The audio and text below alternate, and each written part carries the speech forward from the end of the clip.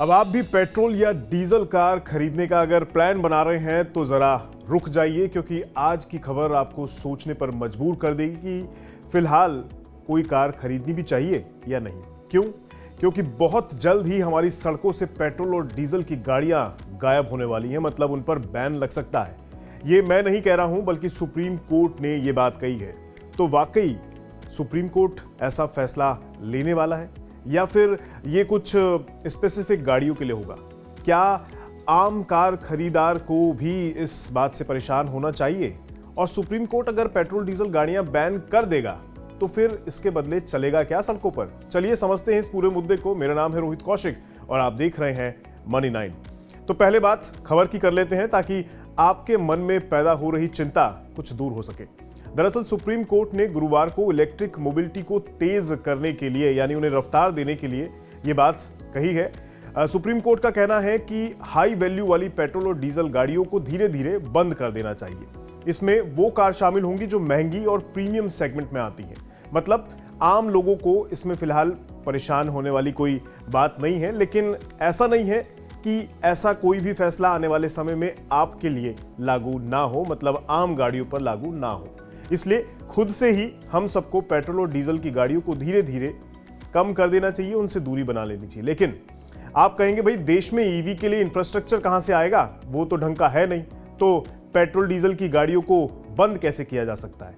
तो इसके लिए सुप्रीम कोर्ट ने केंद्र सरकार को कहा है कि वो अपनी ईवी योजना को और मजबूत करे। पेट्रोल पंप को चार्जिंग सुविधाओं से लैस किया जाए ताकि ईवी लाने वालों को समस्या ना हो।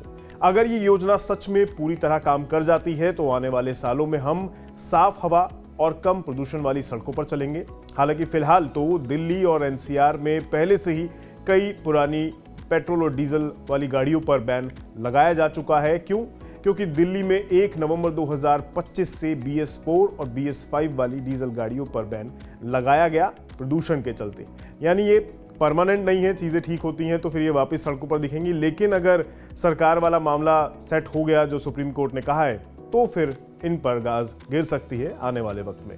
सरकार ने साफ कहा है कि प्रदूषण नियंत्रण के लिए ये काम जरूरी है, क्योंकि हमारे शहर की हवा खतरनाक स्तर पर पहुंच चुकी है। अगर आप दिल्ली की ही बात कर लीजिए तो 15 नवंबर 2025 को दिल्ली का AQI यानी एयर क्वालिटी इंडेक्स लगभग 419 दर्ज किया गया था, जो खतरनाक श्रेणी के अंदर आता है और ये हमारी हेल्थ के लिए काफी खतरनाक भी है। इसलिए ये बदलाव जरूरी भी हो जाता है। फिलहाल पूरे देश में धीरे धीरे इस दिशा में नीतियां बनाई जा रही हैं। इलेक्ट्रिक कारें अब ज्यादा सस्ती हो रही हैं और चार्जिंग स्टेशन भी बढ़ाए जा रहे हैं। इलेक्ट्रिक कारों की बिक्री के अगर आंकड़े देखें तो जनवरी से जून 2025 तक के 6 महीने में लगभग 74,539 इलेक्ट्रिक कारें और SUV बेची गई हैं, जो 2024 के पूरे साल की बिक्री के लगभग 75% बैठती है। 2024-25 के वित्तीय वर्ष में 1.07 लाख से ज्यादा इलेक्ट्रिक वाहन बिके हैं। टाटा मोटर्स इलेक्ट्रिक कारों की बिक्री में सबसे आगे रहा है। 2025 के अक्टूबर महीने में अकेले टाटा ने ही 7,239 इलेक्ट्रिक कारें बेच डाली हैं। इसके अलावा JSW यानी MG मोटर की 4,549, महिंद्रा की 3,911 और किया इंडिया की 656 इलेक्ट्रिक गाड़ियां बिक्री में शामिल हुई हैं। 2025 में इलेक्ट्रिक गाड़ियों की बिक्री में लगातार 50% से अधिक की तेजी देखी गई है, जिससे ये साबित होता है कि भारतीय परिवार इलेक्ट्रिक गाड़ियों को नई गाड़ी के तौर पर खरीदने में दिलचस्पी दिखा रहे हैं और एक इसको मजबूत विकल्प भी मान रहे हैं। आपका इस मुद्दे पर क्या कहना है? क्या लगता है आपको, आपकी अगली कार इलेक्ट्रिक हो सकती है या फिर थोड़ा इंतजार करेंगे? कमेंट बॉक्स में बताइए। आज के इस वीडियो में इतना ही, दीजिए इजाजत, नमस्कार। ग्लोबल संकेतों के दम पर कैसे खुलेंगे हमारे बाजार? क्या कह रही हैं खबरें और ब्रोकरेज रिपोर्ट्स? किन शेयरों में बनेगा पैसा? बाजार खुलने के बाद क्या खरीदें, किन शेयरों को करें पोर्टफोलियो से बाहर? कैसा रहा बाजार का दिन भर का कारोबार? कैसे तैयार करें कल के बाजार की स्ट्रैटेजी? इन सब सवालों के जवाब जानिए मेरे साथ ओपनिंग बज और क्लोजिंग बज में, इन वक्त पर सिर्फ मनी 9।